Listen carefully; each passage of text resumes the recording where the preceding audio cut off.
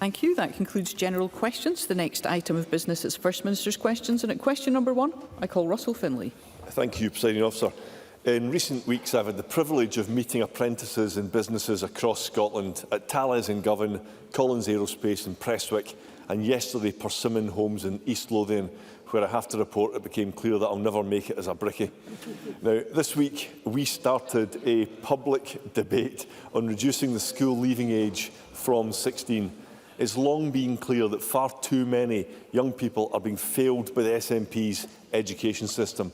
And we propose giving those young people who are being left behind the opportunity of a hybrid education and training in colleges and the workplace. So does John Swinney agree that this conversation is long overdue, and will he give any consideration to our proposals? First Minister. I have to say this is a bold approach to First Minister's questions. Given the fact that yesterday, when Mr Finlay set out his proposals, he conceded in a television interview that it was not in fact certain that these proposals would reach anywhere near a Conservative manifesto. So I'm not sure Mr Finlay's got quite as much confidence after that one interview in his policy than he puts to me today. I don't agree with these proposals. We've spent a great deal of time and effort on trying to encourage young people to maximise their engagement with education. That has resulted in more young people staying on at school, and as a consequence, more young people leaving school and going into positive destinations. And indeed, positive destinations. Let's hear the First Minister. Indeed, positive destinations are at record levels. So I don't intend to follow the policy approach being proposed by Mr Finlay, but then I don't think he does either. Russell Finlay. Scotland's business community can see this issue needs proper political attention. And last night I attended a think tank event where senior people from business and education voiced their support. They can see that over the last 18 years of SNP rule, far too many young people are being left behind.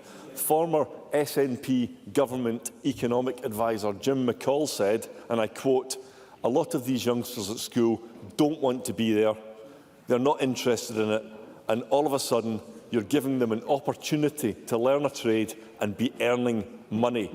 So I feel it's a brilliant move. Let's hear Mr Finlay. This Parliament needs to focus more on encouraging opportunity and aspiration, and on giving pupils the chance to thrive. So doesn't John Swinney see that we need to do things differently? First Minister. Well, I'm all for encouraging young people to thrive and all for taking the opportunities to make sure that's the case. So that's why, under this government, we've reformed the approach to apprenticeships. So, for example, while young people are school pupils, they can take forward foundation apprenticeships as part of a work-based learning in the senior phase, which can result in the senior phase in young people spending a day per week working with an employer. Now, we've now got 15,000, and since their introduction in 2016, 15,371 pupils have enrolled on a foundation apprenticeship and have benefited from the value of work-based learning, with 5,000 places now available each year. Now, that's the type of pragmatic approaches this government takes to make sure that we address the issue that Mr Finlay raises with me, that school doesn't suit everybody, so we are adapting the curriculum to make sure it does suit young people through the use of foundation apprenticeships, which I think has been one of the excellent reforms introduced by this government. Russell Finlay. As a former Education Secretary, John Swinney knows fine well that far too many young people are being left behind, no matter what selective statistic he quotes at me.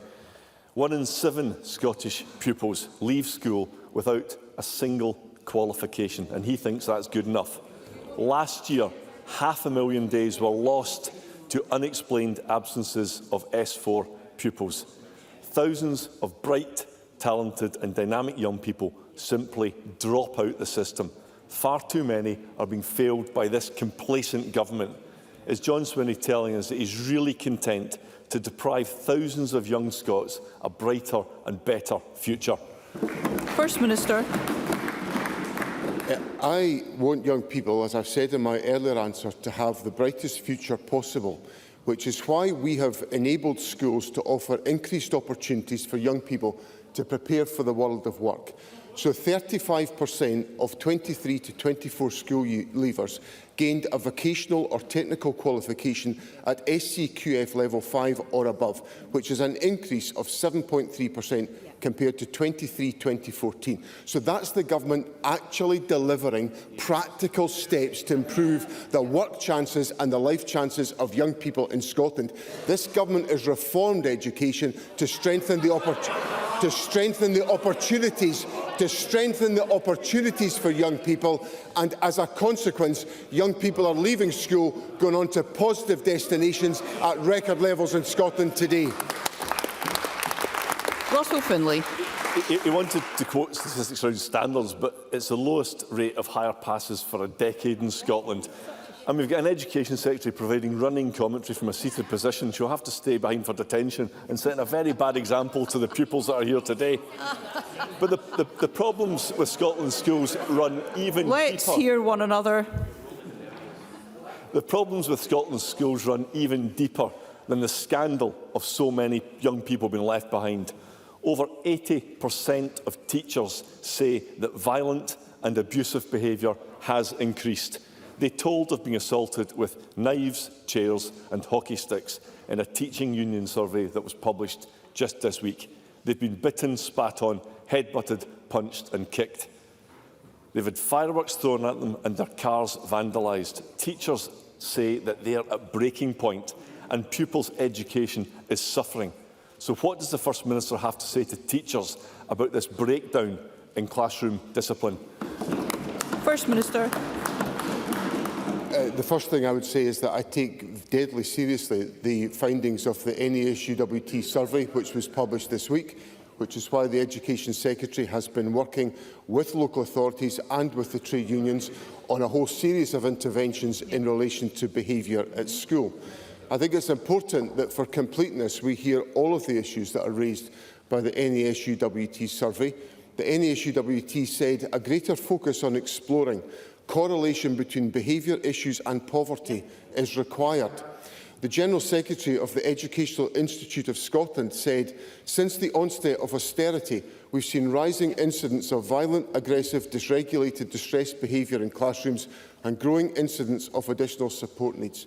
Now, I acknowledge that in the atmosphere and the environment since COVID, there has been an increase in the challenging behaviour within schools. That's not unique to Scotland. Every education system in the Western world is reporting the same evidence. The Government will take the action, working with our local authorities and our trade union partners, to try to address this issue, because dysregular behaviour in our schools is unacceptable. But what I will not do is I will not do what Russell Finlay does, which is characterise all young people as behaving badly. Thank you. Thank you. Most young people behave well in our society, and I compliment young people on the achievements that they make in our country. Question number 2, Anna Sarwar. Presiding Officer, can I start by congratulating the First Minister on the wonderful news that he's become a grandfather? I'm sure everyone across the chamber, a young grandfather, I should emphasise, everyone across this chamber sends their best wishes to all his family on the birth of baby Rua. Presiding Officer, an NHS available and free when you need it. It's the founding principle of our NHS. But under the SNP, that principle, that promise has been broken. Right now, over 100,000 Scots are waiting over a year for hospital treatment, so it's not there when they need it. And just in the last 9 months, over 36,500 private procedures have been paid for by Scots, so it's not free when they need it. Why is the NHS no longer available and free at the point of need under John Swinney and the SNP? Minister. First of all, President Officer, can I thank Mr Sawar for his generous and kind comments about the birth of my first grandson, and also welcome very much his characterisation of me as a young grandfather. That's the most precious remark that's helping me come to terms with all that's going on in my life just now. But his kindness and good wishes, as of many members across Parliament, is very deeply appreciated and will be deeply appreciated by my daughter, her husband, and by Rua. So I'm grateful for that. In relation to the National Health Service, Mr Sawar knows from our exchanges that this is an issue that commands my attention and is an absolute priority for me. I recognise that people are waiting too long for treatment in Scotland today, and we are very focused in the work that the Health Secretary and I are taking forward on reducing those waiting lists. Indeed, it was the subject of a lengthy discussion yesterday between the Health Secretary and I and NHS chief officers around the country. We are in a position where progress has been made. Figures published in February show a 4% decrease in the total waiting list size for diagnostic tests, which is one illustration of the improvements that are being made, and we are determined to focus on further improvements by ensuring that we increase the capacity of the National Health Service, we increase productivity at local level, and we are able to meet the needs of the population. Because the point that Mr Sawar puts to me in principle of an NHS being available free at the point of need when people require it is exactly what I want to deliver for the people of Scotland. Sarwar. I think that's an admission that the First Minister wants to deliver it, but it doesn't exist for patients across the country. And the sad truth is that the NHS isn't even free and available for all those who work in the NHS. Take the experience of an NHS support worker from the west of Scotland. She has worked in our NHS for 35 years. Increasingly unable to walk due to her hip, she was left hobbling to work on crutches. Facing up to 3 years on an NHS waiting list and being forced to retire 9 years early or pay to go private. She took the difficult decision of withdrawing from her modest pension to pay for a private hip operation. The total cost of this to her was £24,000. That's almost her entire annual salary on an operation that should have been free. This is scandalous. So is John Swinney proud that even NHS workers are being forced to pay thousands of pounds of their own money to get the treatment they need? First Minister. I don't want that to be the case. I want individuals, particularly individuals in the circumstances that Mr Sawar has put to me, to be able to access healthcare services when they require them, which is why the Health Secretary and I are working so intensively with health boards to increase the capacity and the capability of health boards around the country to deliver more procedures. And that's what it comes down to, be able to deliver more hip and knee operations, to be able to undertake more diagnostic activity. And the investment that has been made available through the government's budget for the next financial year will help us to strengthen the delivery of those increased numbers of procedures. Now, of course, as Mr Sawar will know, there is a significant expansion in the waiting list because of the interruption of COVID, which disrupted our healthcare services. We are working to recover from that as quickly as we possibly can do, and I give him my assurance that ministers are entirely focused and have put the financial support in place to make sure this is the case, that we are able to undertake more procedures than we are able to do so in this current financial year. Anna Sarwar. This NHS worker is not alone. Based on the data for the first 9 months of 2024, Scots have had to pay an estimated £17.6 million of their own money on cataract treatment, £30.8 million of their own money on hip replacements, an estimated £16 million of their own money on knee replacements, and most shockingly of all, Scots have had to pay thousands of pounds of their own money to fund 700 rounds of chemotherapy. Scots having to pay for cancer care under John Swinney and the SNP. This cannot go on. That's why, as First Minister, I will declare a waiting times emergency. This is your constituents I'm talking about who are having to pay for £1,000 of care. So I think you should reflect on the groaning. Declare a waiting times emergency and do whatever it takes to cut waiting lists across the country so that Scots get the care they need. Because isn't it the case that the SNP are the ones who broke our NHS and they can never be the ones to fix it? First Minister. Well, I think Mr Sarwar's used that line to me once or twice before, and I dare say I'll hear it a few times between now and the elections in May of 2026. But let me just try to address the substance of the points that Mr Sarwar makes. The first point is that on cancer care, I'm concerned about the points that Mr Sarwar has put to me, and I'd happily look in more detail at the issues that he's raised. But on the 31-day standard, 94.3% of patients were treated within 31 days of a decision to treat, with a median wait for treatment of just 4 days. 4 days, which is an exceptional performance. The 62-day standard is still, we're finding difficulty meeting that, but the median wait is 49 days from urgent suspicion of cancer referral to first treatment. Now, in addition to that, the Government is putting in place provisions through the work that is underway just now to deliver over 150,000 extra appointments and procedures. And in relation to some of the additional sites that we're bringing on to undertake orthopaedic appointments, which you asked me about, we expect to be able to deliver over 2,500 extra procedures in those sites.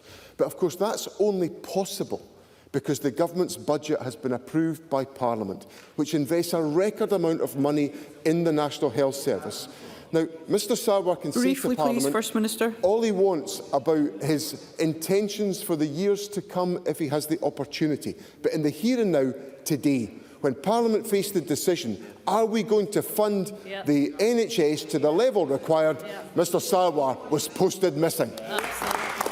Question number 3, Patrick Harvie. Happy news is a rare and precious thing in these times, so can I echo the congratulations to the First Minister and his family for their new arrival. In April, energy bills are set to rise for the third time in less than a year, and people across Scotland are worried about those bills. And at the same time, energy companies are raking in vast profits at the expense of people and the planet. Our energy markets are broken. Now, no doubt we could both say what we think the UK Government should do to fix those markets, but the Scottish Government has also promised action that hasn't happened. My last question to the First Minister was nearly 3 months ago, and I asked him about his promise of a new law to end our reliance on gas for home heating, which is vital to tackling the climate emergency and cutting people's bills too. It was already overdue, without explanation, back in December. Now here we are in March, there's still no legislation and no explanation. Where is it? First Minister. President Officer, the Government is considering all of the issues raised in the consultation on heat in buildings. We will respond as soon as we can. I confirmed to Parliament that the tackling of the climate emergency is one of my key priorities. It's one of the 4 priorities of the Government, and heating our homes and workplaces causes around 20% of our emissions, and we cannot achieve net zero without ending our use of gas boilers. Patrick Harvie. Well, the Government was already considering the consultation a year ago, and the real concern is that they've been spending that time watering it down. That's the fear that I have and that I think the green heat industry has. The reality is Scotland is already well behind many other European countries on this. France and Germany have been accelerating their action. Scandinavian countries are decades ahead of us, and the only way to catch up and to give Scottish households the benefit of affordable, reliable heat and cutting the pollution that's destroying our environment is for the Government to act decisively and show leadership. But just as they've slowed down on other green measures by hiking rail fares and watering down rent controls, progress on clean heat has been stalled. Will the First Minister commit now to get this overdue legislation published this month to get the clarity and leadership that's been lacking? First Minister.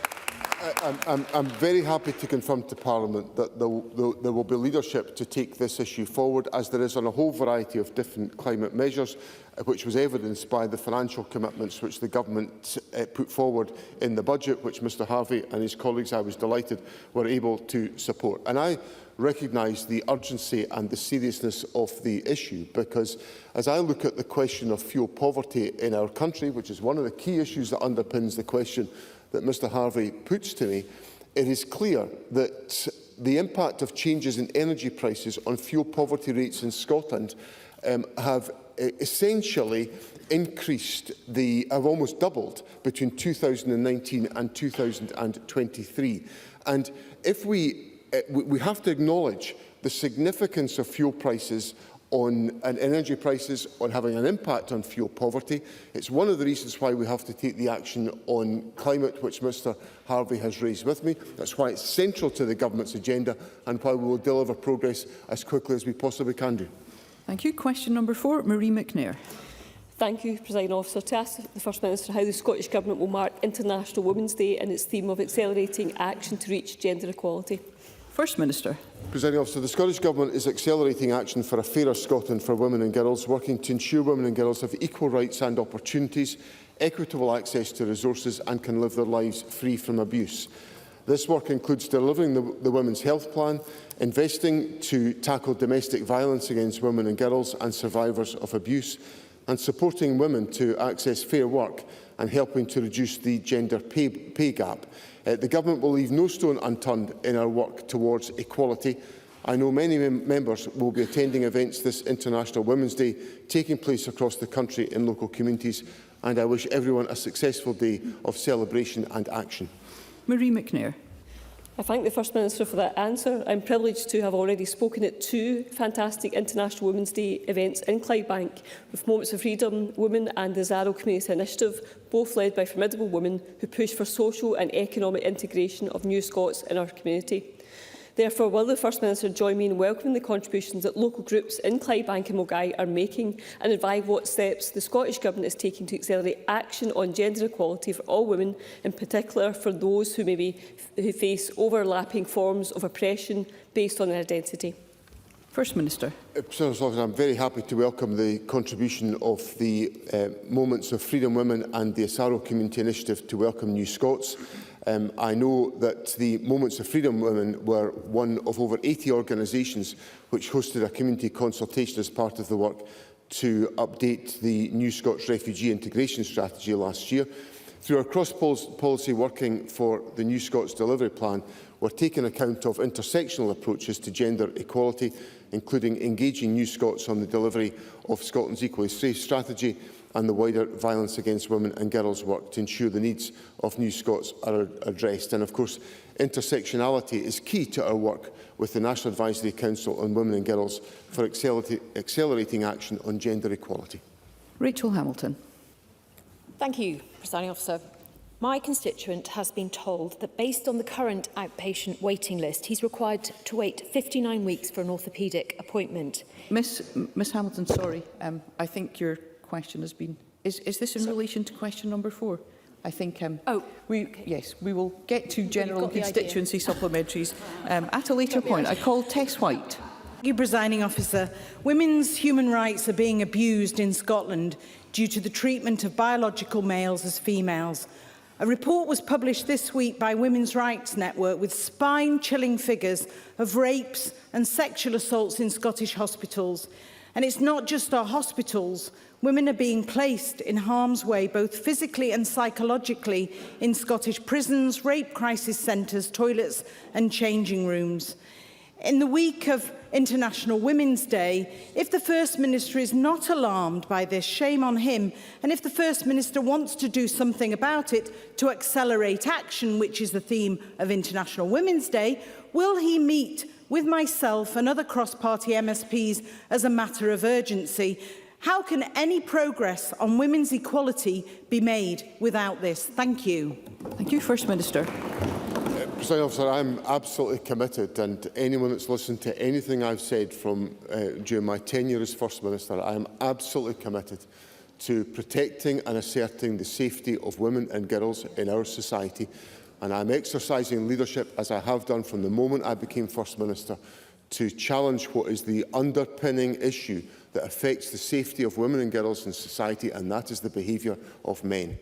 And I will be unapologetic in setting out that point of view from my position as a male First Minister, exercising leadership to make sure that men face up to their responsibilities to ensure that women can live safely in our society. Women and girls can live safely in our society today.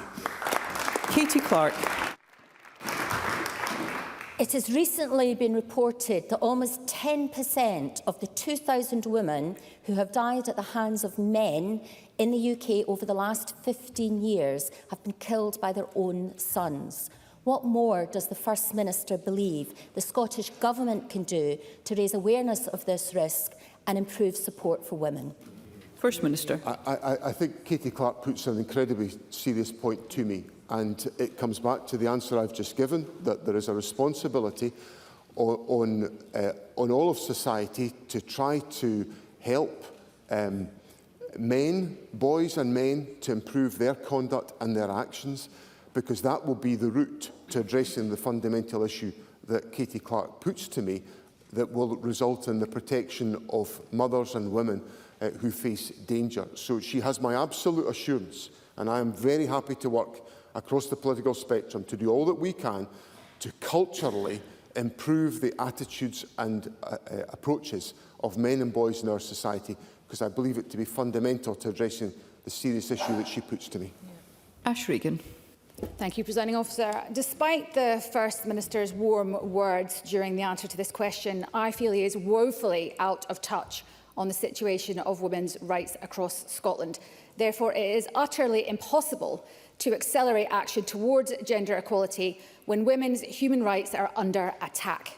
The Scottish Government must now apologise for their role in this and break from these state-sanctioned abuses. Will the First Minister make a clear commitment today to upholding the internationally protected human rights of women and girls in Scotland? First Minister. Presiding Officer, I will not accept the charge, and I reject it entirely, of state-sanctioned abuses. I will not accept that charge in any way, shape or form from Ash Regan. I've put on the record my absolute commitment to the protection of women and girls in our society. That underpins the policy agenda of my government, and it will underpin my conduct as First Minister. Question number 5, Annie Wells. Sir, to ask the First Minister what plans the Scottish Government has to tackle the reported rising numbers and cases of drug driving. First Minister. Presiding Officer, in 2019 a new drug driving offence was introduced which added to the powers available to keep Scotland's roads safe. Whilst I was concerned to see an increase in the number of positive tests by Police Scotland, it is clear that their focused enforcement approach is helping to tackle the scourge of drug driving using the new law. We fully support the enforcement efforts of Police Scotland in addressing drug driving, and the budget will increase police funding by £70 million to £1.62 billion to support capacity and capability. Annie Wells. I thank the First Minister for his answer. Earlier this week, the Scottish Sun reported how drug driving in Scotland now eclipses drink driving by about 3 to 1.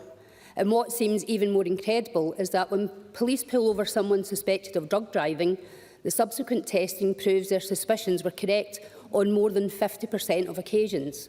In contrast, for drink driving, the tests are positive in around 1 in 20 cases. Drink driving initiatives over the years have been hailed for their positive impact and their role in making it far less socially accepted than it was in past generations, and saving lives in the process. So does the First Minister have plans to do something similar with drug driving? First Minister. I think yes is the point. I would agree with what Annie Wells has put to me. The Police Scotland during the festive period just a few months ago strengthened the drink and drug driving campaign. So I hope that gives Annie Wells some assurance that that will now be woven into the approach that the government is taking and Police Scotland are taking. If I could reassure Annie Wells that there is a very high conviction rate for drug driving. In 22-23, it was 95% of those who were accused, so a very high level of conviction as a consequence of charges being brought. But the point that she makes about the necessity of raising awareness and about the dangers is one that I accept unreservedly, and we will make sure that that's reflected in the overall messaging that is issued on this question. Question number 6, Faisal Chowdhury. Thank you, Presiding Officer. to ask the First Minister whether he will provide an update on how the Scottish Government is working to tackle Islamophobia in Scotland, in light of reports that anti-Muslim hate incidents across the UK reach record levels in 2024. Minister. Presiding Officer, the rise in anti-Muslim hate is of serious concern. The Scottish Government unequivocally condemns all forms of Islamophobia and the impact it has on individuals, families and communities. This is why we work cooperatively with a range of partners to tackle such pernicious behaviour. Our hate crime strategy and associated delivery plan includes strategic priorities for tackling both hate crime and Islamophobia in Scotland. Importantly, the strategy was informed by those with lived experience of Islamophobia, which is central to understanding the challenges that we face in this area. Faisal Chowdhury. Thank you. I thank the First Minister for the answer. The First Minister will know that last Friday was the beginning of Ramadan, a time of reflection, peace and hope for Muslims in Scotland and worldwide. But Muslim communities across the UK and Scotland are now facing hatred at a higher level than ever. The UK Labour government has now convened a working group on Islamophobia, which will create a definition of Islamophobia. So will the Scottish Government implement this definition? And can the First Minister say when we will see a real progress on the implementation of the recommendation from the cross-party group, the inquiry into Islamophobia in Scotland? First Minister. On the cross-party group report, there were two recommendations, I think, that were levelled at the Scottish Government. One was to increase the understanding of Islamophobia in the curriculum in our schools, and the other was to ensure that the public sector equality duty was enforced in schools. And I can assure Mr Chowdhury those priorities have been taken forward by the Scottish Government. I think it's absolutely vital that we do all that we can to ensure that we take steps on this issue. We will consider any decision made by the United Kingdom Government on the issue of a definition of Islamophobia and consider any implications for our own approach to adopting a definition once that material is clear from the United Kingdom Government. Brief supplementary, Audrey Nicholl. Thank you, Presiding Officer. The growing levels of Islamophobia seen in the UK are deeply concerning, and it's absolutely vital we recognise that more must be done. So can the First Minister further outline how he hopes the gathering with representatives from key organisations that Faisal Chowdhury referenced, alongside the leaders of Scotland's parliamentary parties announced last week, will assist in creating a more cohesive society where everyone feels at home? First Minister. So last week I set out my aspiration to draw together leaders from across Scotland, including from our parliamentary parties, to consider how we can agree a common approach to asserting the values of our country in order to bring people together and to create a cohesive society where everyone feels safe at home. I'm very heartened by the response from civic society and from parliamentary party leaders, and I hope that we will be able to convene that gathering on the 23rd of April. My objective is to draw people together to encourage community cohesion, which involves working to tackle the hatred and prejudice that Mr Chowdhury has raised today and which has been echoed by Audrey Nicholl. And I look forward to utilising that gathering to create a firm foundation for the values of Scottish society. Thank you. We move to constituency and general supplementaries. If we're all concise, more members will have an opportunity for scrutiny, and I call Alexander Stewart. Thank you, Presiding Officer. First Minister, police officers in my region across Scotland are suffering burnout, low morale and working in desperate conditions, according to a report out this week. The same report showed 68,000 rest days were cancelled in just 6 months. The pressure being put on police officers to meet the demands placed upon them is clearly unsustainable. So what measures will the Scottish Government put in place to ensure that these hard-pressed and under-pressure officers are given the support they rightly deserve? First Minister. Presiding Officer, I value the work that police officers undertake within Scotland, and we support Police Scotland with the financial resources to enable them to deliver those services across the country. The Chief Constable has put in place a variety of measures to support the mental health and well-being of police officers. That is undertaken through an employee assistance programme which focuses on mental health support and provides enhanced occupational health services for police officers. The Your Wellbeing Matters programme offers a range of services to care for the psychological, physical, social and financial well-being of police officers, and I welcome the impact that has on supporting police officers. Thank you. George Adam. Thank you, Presiding Officer. Figures released this week show that over 200 million free bus journeys have been made across Scotland by under-22s. As this is Scottish Apprenticeship Week, can the First Minister provide further detail about how this scheme is supporting apprentices in Paisley and across Scotland to work, learn and earn? First Minister.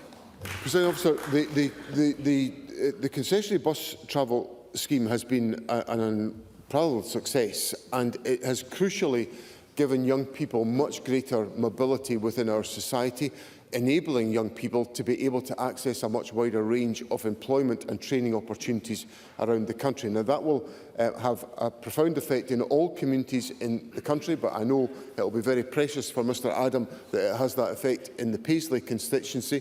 But I know from my own dialogue with young people of the positive impact of this policy instrument and its increasing opportunities and life chances for young people in Scotland. Rhoda Grant. Thank you, Presiding Officer. The First Minister will be aware that communities in South Uist and Barra are suffering a 5th year of extreme ferry failure, and this is causing irreversible damage to the local economy. Can I therefore ask the First Minister what resource can be set aside for a resilience fund for businesses and communities on the brink of collapse due to this failure? First Minister.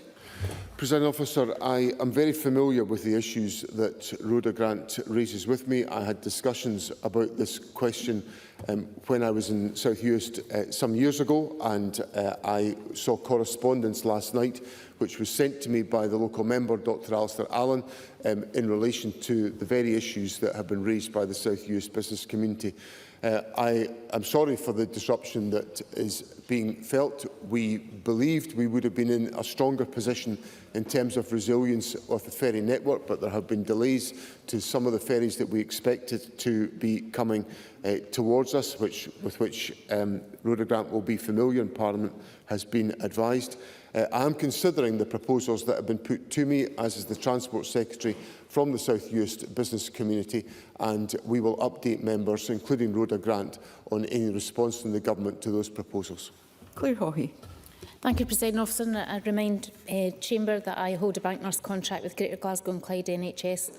New figures show that CAMS targets were met in the final quarter of 2024, with 90.6% of patients seen within 18 weeks of referral.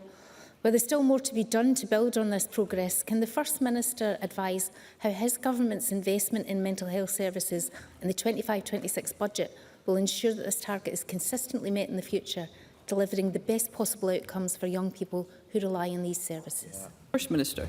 Presiding Officer, it is important that we continue to make progress on this issue, and I welcome the fact that the 18-week target has been met in the last quarter of 2024. In response to the specific question that Claire Haughey puts to me, there is £123 million that's been allocated through the Enhanced Mental Health Outcomes Framework in the budget for next year, which I hope will help to continue to build on the progress that's been made in the current financial year. Edward Mountain. Thank you, Presiding Officer. NHS Highlands vascular services have been in terminal decline for years. Sadly, our last vascular surgeon has just resigned because he feels the way the service is delivered is a threat to life and limb. Given that we have more hospital beds in NHS Highland and more vascular surgery theatres in NHS Highland, will the First Minister ask his Health Secretary to review the situation, because it is unacceptable that patients in the Highlands are being put in taxis and ambulances late at night to get to the Central Belt to get surgery? First Minister. I think that Mr Mountain raises an important point. Indeed, it was one of the issues that the Health Secretary and I discussed with, not that specific issue, but the general question.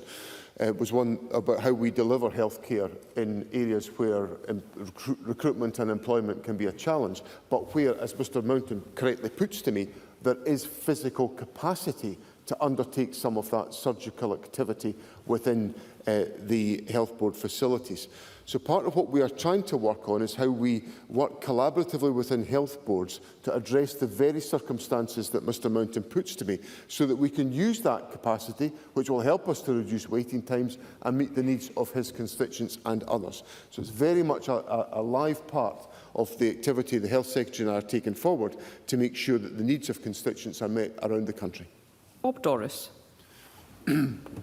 Presiding Officer, the United Nations Committee on Economic, Social and Cultural Rights this week called on the UK Labour Government to immediately repeal its two-child cap as it violates children's rights and exacerbates poverty and social inequality.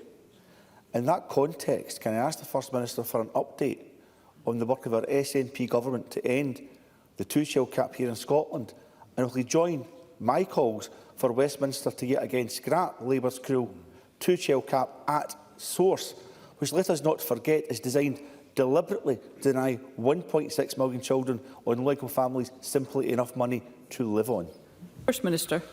Let me reassure Mr Doris that the work that the Government is taking forward, which involves the design of systems to enable us to lift the two-child cap, which is one of the policy priorities and commitments in the Government's budget for the forthcoming year, is all underway, and we are making the necessary progress on that question. On the wider issue about obviously this is a measure which will help us to lift children out of poverty.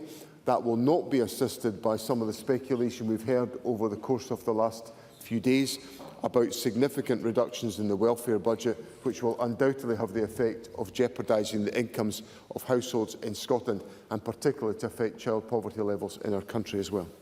Richard Leonard. Thank you, Presiding Officer, and can I remind members of my register of interests?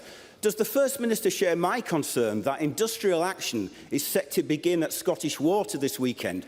And what does he say to the Scottish Water trade union representatives gathered in the public gallery today about his ministers sanctioning bonuses to the bosses of Scottish Water, which are over 10 times greater than the pay rise now being offered to the workers of Scottish Water? First Minister.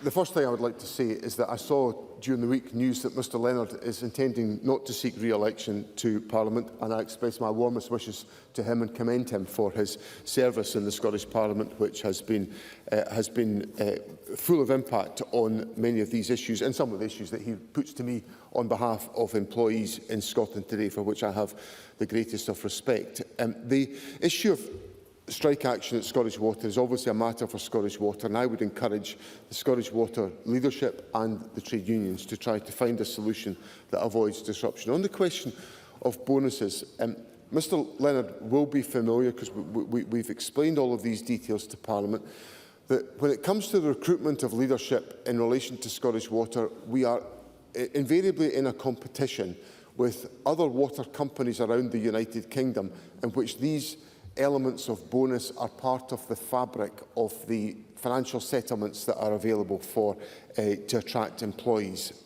Comparatively speaking, bonus payments for the leadership of Scottish Water are much, much lower than in other parts of the United Kingdom, and the performance of Scottish Water is much higher than other parts of the United Kingdom. So I acknowledge these are difficult comparisons to make, but they are part of the judgments that government has to arrive at about how we can attract the leadership to safeguard the important asset which is Scottish Water. Rachel Hamilton. Thank you, Presiding Officer. My constituent has been told that based on current outpatient waiting times, he's required to wait 59 weeks for an orthopaedic appointment. If he then requires surgery, he will have to be added to the inpatient waiting queue and have to wait currently up to 91 weeks. In response to Anna Sarwar earlier on waiting times, the First Minister said that progress has been made. But it hasn't, has it, First Minister? So will you apologise personally to my constituent who will wait for weeks in agony? First Minister. Well, Progress is being made. I said in my answers to Mr Sawa, which I repeat in my answers to Rachel Hamilton, that figures published in February show a 4% decrease in the total waiting list for diagnostic tests. So we are making progress. I could cite, for example, a 44% decrease in imaging weights at NHS Fife, a 22% decrease in neurology weights at NHS Forth Valley. So this progress has been made. And it will be helped by the investment the government is making in the National Health Service, which I just point out Rachel Hamilton didn't support. So it's all very well coming here and complaining about issues in the National Health Service. If Rachel Hamilton is not prepared to support the financial investment to go in, and actually, in fact, Rachel Hamilton represents a position that wants to reduce public expenditure by £1 billion to afford a tax cut. Now, how that will get orthopaedic appointments undertaken is beyond me. So the government is investing. We're making as much progress to reduce waiting lists, and I will be happy to update Rachel Hamilton on the progress that we make in the weeks to come. And Neil Bibby. Thank you. According to Police Scotland, between April of last year and February this year, there's been 132 road casualties in Renfrewshire, up over a quarter compared to the same period the year before. Speed awareness courses have been in operation in England and Wales to help the police since 2007. But as Chris Musson of The Sun wrote this week, there are still none available in Scotland, despite the Scottish Government first looking at this 16 years ago in 2009. In 2023, the Justice Secretary stated the Scottish Government, and I quote, agrees that speed awareness courses will have a positive impact on driver behaviour and accepts that research shows that such interventions reduce reoffending. So can I ask the First Minister, does the Scottish Government still support speed awareness courses? Why are we still waiting for them to be rolled out, and when will they start? Minister. I take the point that Mr Bibby is putting to me. I'll have a look at this question and see what action the government can take to address the question. Fundamentally, there is, we have in place speed limits which are very clearly and manifestly advertised to individuals, so there's a level of personal responsibility that is at the start of all this. But if there are speed awareness courses that can help in addressing these questions, I'll happily consider those issues, and I'll write to Mr Bibby with what steps the government is prepared to take. Thank you. That concludes First Minister's questions. The next item of business is a members' business debate in the name of Marie McNair, and there will now be a short suspension to allow those leaving the chamber and gallery to do so.